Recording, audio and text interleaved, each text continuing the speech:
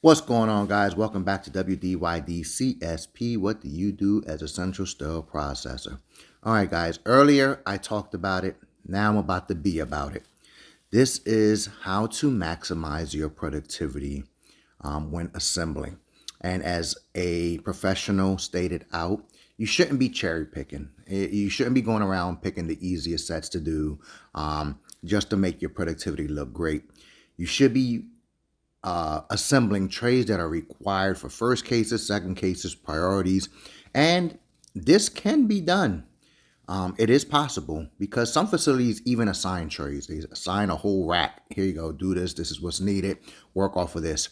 In doing that, this is how you optimize and prioritize your assembly and still have quality built into that tray. And that's what I'm trying to show in this video is I had actually whole rack that needed to be done.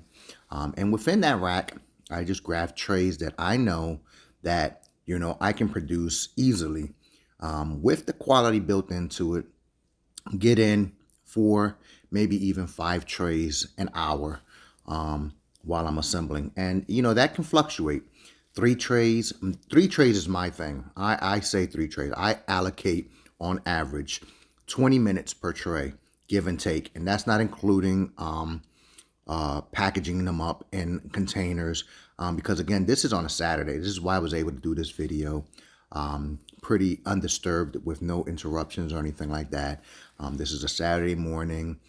It's just me and a few other technicians in there.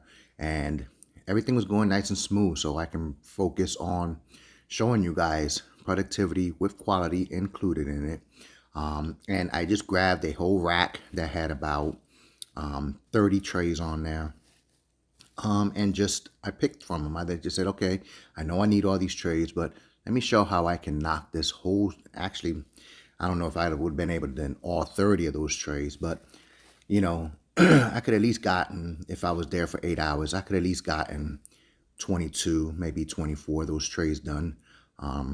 Because I give myself 20 minutes a tray. And I always shoot for 3 trays an hour. And this is how I do it. I grab my trays that I know, and I grab multiple trays that are similar. So I know that when I assemble it, I'm automatically memorizing what's in this tray. So that when I go to the next tray, it's like, okay, something's off. I'm missing something. I see it ahead of time. Let's put it that way. And still building in that quality. Now, again, these are trays with basic instruments. I do use the lighted magnification for the instruments that require it. Because not all instruments you need to go under that lighted magnification. I'm gonna give that right now. If you got good eyes, and I'm not saying that, okay, that's an excuse, everything needs to go under lighted magnification. No, it doesn't.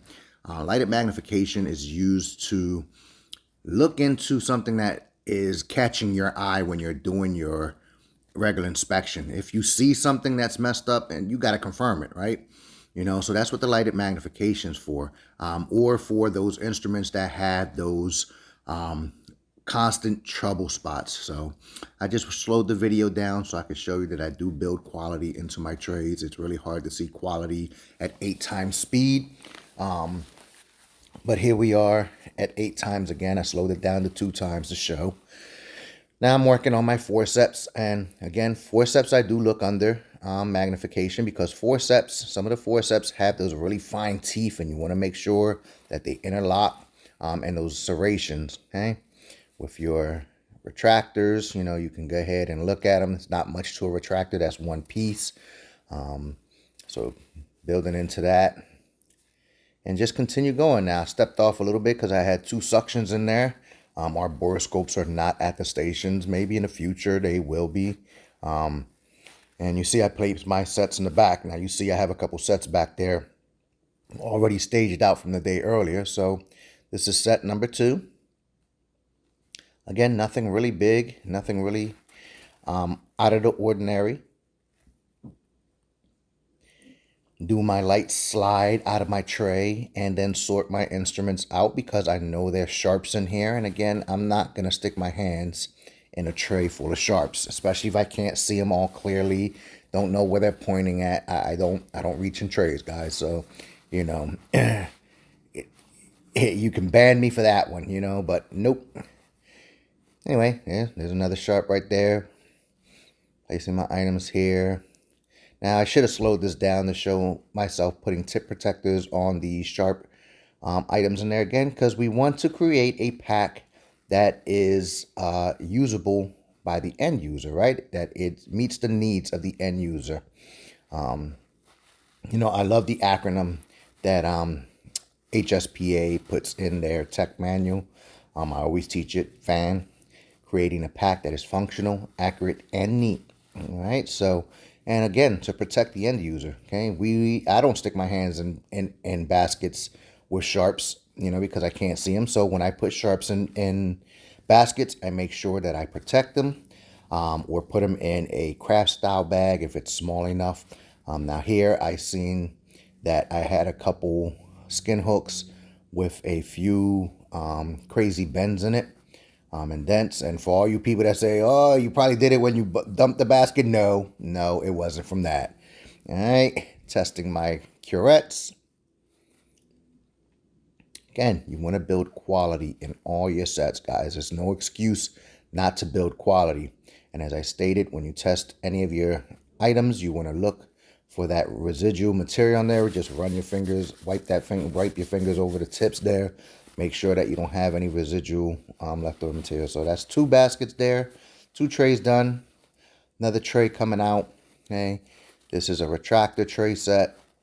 Okay, just a whole bunch of Omni retractor blades. Sorting this out. I haven't done this tray in a very long time. So that's the other thing. It's like it's not that you always know what you're doing and it's very easy, but here you see that I'm looking at, you know, item numbers because I'm unfamiliar with this set. I haven't done this set in probably a year and a half, actually, that I've touched this set. So, you know, I know some of the blades, you know, just by looking. I know my Balfours, I know my Sweethearts or my Harringtons. I know what the malleables are, but you know, it's hard for me to tell which one's considered a 4.5 inch or which one's which one's which, you know. So, again, all right, getting down to the wire there. Okay, as I'm looking at the numbers, I'm feeling the retractors for any sharpnesses, looking at the pegs for any bioburden. All right, that's tray number 3 right there. All right, tray 4 is a larger tray here, and I know I'm getting down to the wire. So I wouldn't been able to do this tray in the time to finish this video here. So it would have been 3 trays that I'd have gotten in there.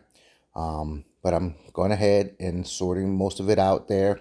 I'm going to show you, I'm going to grab another tray, which is a 4th tray, a very small tray, and get that one in, you know. Again, you don't want to, I'm not telling anyone to look at your time and be like, oh my God, I got to get this 4th tray in. Do what you can do, guys. If it's 3 trays, it's 3 trays. But yeah, I just did a 4th tray very easily and got 4 trays an hour and working on the next one.